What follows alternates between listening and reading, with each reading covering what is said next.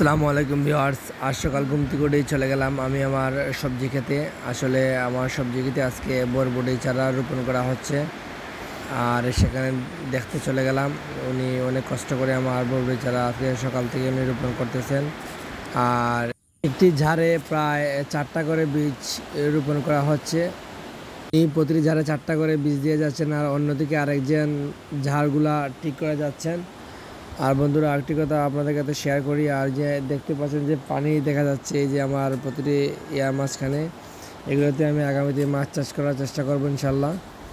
আর বিকেলে কাজ শেষ করার পরে অনেক দিন ধরে ঘোরা হয় নাই, আজকে চেয়েছিলাম যে একটু ঘুরে আসবো আমাদের শ্রীমঙ্গলের লাউয়াছড়া ওদিকে। আমার সাথে আমার বন্ধুদের সাথে নিয়ে চলে আসলাম আমরা আমাদের সেই শ্রীমঙ্গলের চাচার দোকানে। ওখানে এসে চাটা খাওয়ার পরে অনেক গল্প গুজব করার পরে আমার প্রায় সন্ধ্যা হয়ে গেছে। আবার সন্ধ্যার সময় এখান থেকে চলে আসলাম।